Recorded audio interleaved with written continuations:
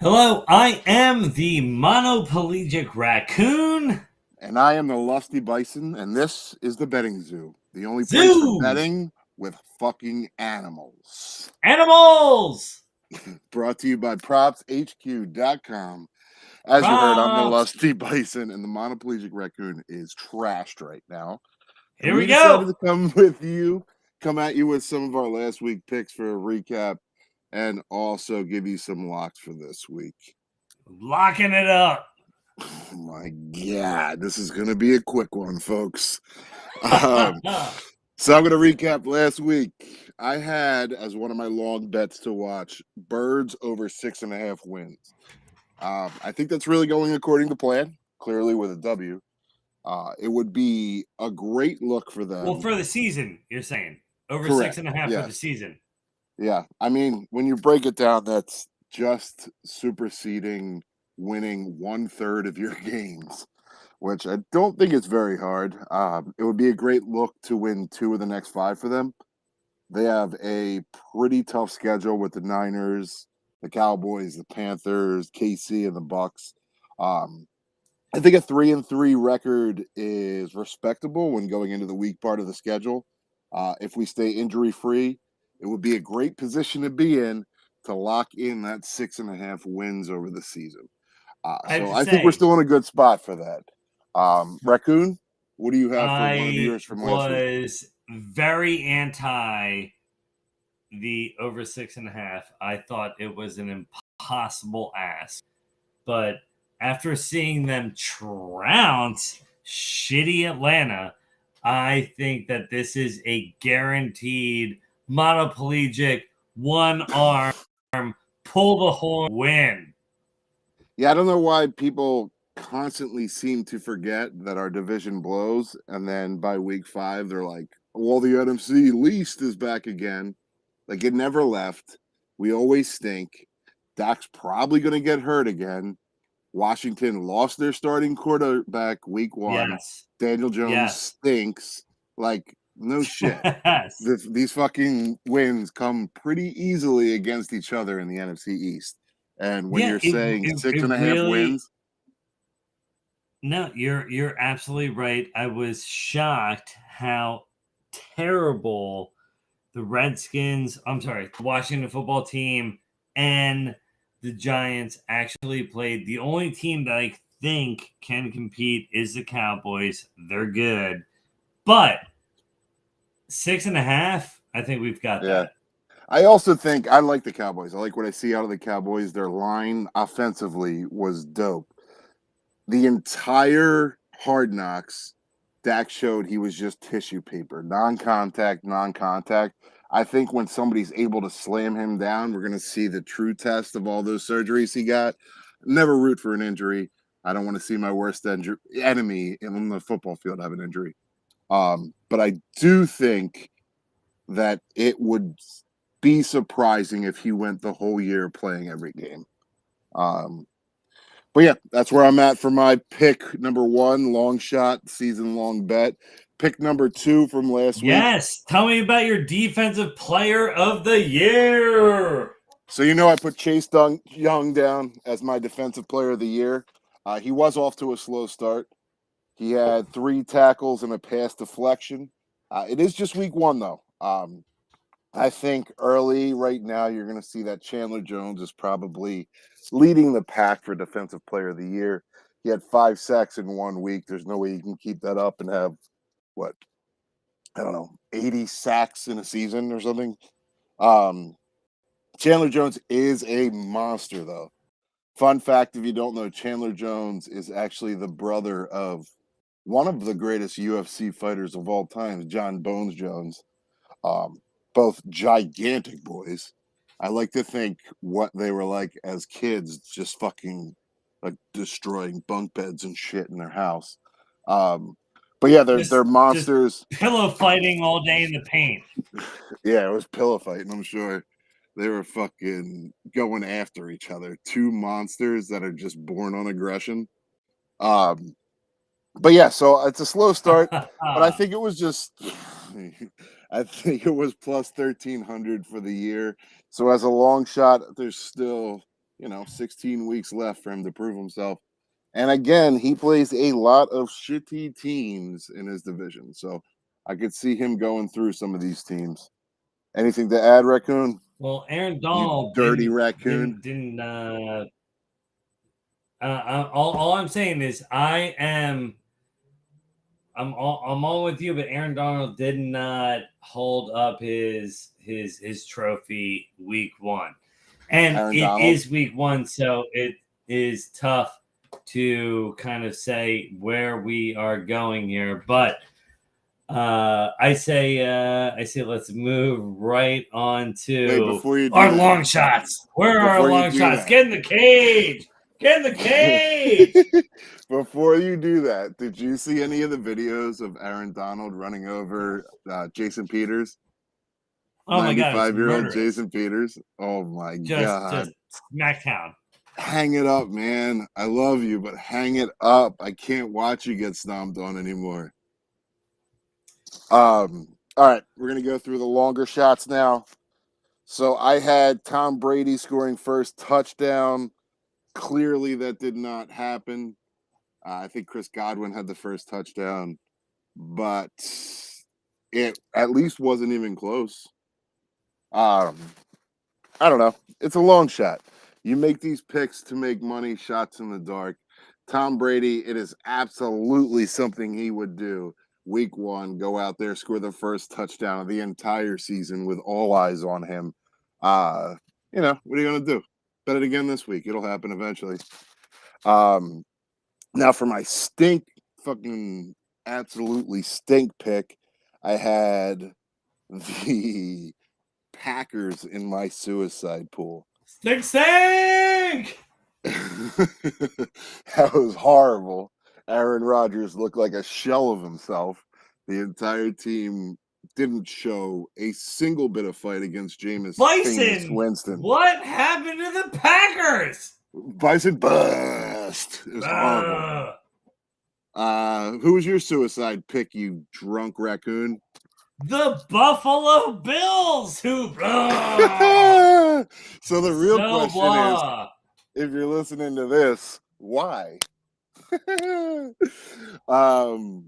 No, we spend way too much time looking up shit for these horrible bets that we tell you to make. So yeah, suicide pool is no longer a focus. That's done. That's dead, buried. No, and you know what? It shouldn't be, because what we're here for is for after week one. Nobody knows what the fuck is happening week one. It's week 2 through now, week 17. Now is where we actually get to focus. So, yay. Tell me where your focus is. My number one love this week, and I'd say I'll put this at about 60% to 70% confident that this is going to hit. Giants versus Washington. I want you to put a prop for an anytime touchdown scorer of Antonio Gibson plus Washington to win the game. This is on DraftKings for plus 155. Last week, there was 165 rushing yards allowed against the Giants. And I believe that was from who played the Giants last week? I forget. Antonio Gibson plus 125. I see it on the screen, about. Whomever they played, they allowed 165 rushing yards against. They looked very, very bad. There was very little offensive tempo that they had going. And Washington, Antonio Gibson's a stud. He got I think he had 20 plus rushing attempts plus some receiving yards. And this is not only for rushing it in, he can catch it and go in. I think plus 155 is a good shot for that. So that is my first love of the week. Stay tuned, because we have a Bet the Farm bet that is going to hit, guaranteed. It'll come right out of the monoplegic's wallet if you don't hit. Go get it. The wallet only works on one side of the ass, because I only got one arm. But if a monoplegic raccoon had to give you any game ready, it would be Buffalo in Miami, -3.5. There is no way Buffalo is losing that game. There's no You're way. still riding that Bills train? Dude, the Bills are not losing. Bills are not losing. Enter and show it. All right.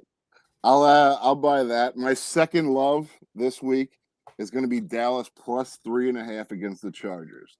As mentioned earlier, Dallas did look good against a very stacked Tampa Bay team. This Chargers team is not. You're that taking Tampa the Bay Cowboys? Team. +3.5, I am, yeah. Chargers No have a little shit. lightning, but I mean, do you think the Chargers looked elite I thought the Chargers over the Redskins looked backup good. quarterback? No, I do not think they looked elite, but I thought they looked good. I think it's just too early. Like, I feel like that's going to be a great matchup. I think that's going to be a great game to watch. I think it's going to be pretty close, and the scales may tip in favor of Dallas. Zeke didn't do anything offensively against Tampa Bay. If that big hysterical idiot gets his gears in motion and starts impacting with the ball in his hands, Dallas should run away with this. Not run away. I expect them to cover 3.5 pretty easily. -110, book it, mark it, bookmark it. That's in the bag. I as the monoplegic raccoon cannot condone or supply an answer to that. Then bet me, bitch. That's what we're gonna do. All right, fine. You know what? I will take the Chargers. I am taking the Chargers. If you win next week, you have to show a nipple on camera. Fair enough. Nipples are in. Let's go. The hot take, nipples are in this year. Let me see it on the screen. Let me go to my next lock of the week. Denver -6 against Jacksonville. Lock that up. That is by far and away the easiest money anybody can make this week. Yeah, why? Denver is running home with a tremendous offense. Jacksonville doesn't have anything organized from not only the front office, but the front field. And I got to say, this team, Jacksonville just is not good. They're the worst team in the NFL. They're better than the Jets. Their running game is horrible. Their everything game is horrible. They're terrible. Urban Meyer doesn't know what the fuck he's doing. Denver actually came out. Melvin Gordon had +100 yards, and that's not even their best running back. I mean, I know that they just lost Judy on the wide receiving court, and I understand that could be a concern.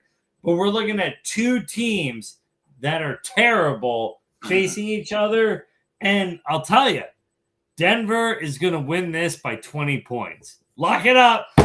Okay, I can see that happen. I always root for Teddy. I like Teddy. After seeing like that, the leg injury that he went through in preseason the one year or training camp, he had a bad run. Yeah, I always root for him. He could have been in the NFC Championship in Minnesota, and he just didn't have a leg. Yeah. All right, I'm ready for my bet the farm bet this week. Bet the farm. Turn up the volume. Cincinnati versus the Bears. This screams trap game, but I'm falling in. Cincinnati is the underdog for some reason, and the Bears looked horrible, and they're still sticking with Andy Dalton. I don't know what Fields can even learn behind Andy Dalton, but it seems like they're squandering chances like this. Cincinnati money line is, for some reason, up to +125. Bet it all on Cincinnati. I mean, you gotta tell me a little bit more than that, especially since I've got Tyler Boyd on my bench this week. Like, please tell me why he was terrible last week and why I've got to go with him this week. I mean, it was the Jamar Chase coming out game. I'm not even telling you that you have to go with Tyler Boyd, but Joe Burrow looked on point. He's going to continue to pepper Jamar Chase. Joe Mixon, while healthy, is going to impact that team greatly. And the defense played well, honestly. I also think that they just beat a better team than the Bears. The Bears look like they had no idea what they were doing out there.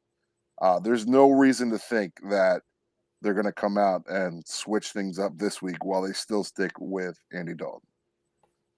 Well, if I had to bet the farm on anything, I'm absolutely positive it would be Tampa Bay over Atlanta minus 13. This is a 28-point margin. Easy. Atlanta might be the worst team in the league. That's the fifth time your drunk ass had said that this stream. I'm telling you, they're the No, worst. with different teams.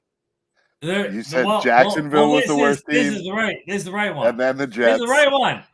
Just because I'm right all the time, Lusty, doesn't mean that you're wrong. It just means I'm right more often. But I will tell you, you struck an emotional chord by going with TB12. You know I love that motherfucker. This guy's I could easily see them cutting him up. He's got to win by 28. I'm telling you.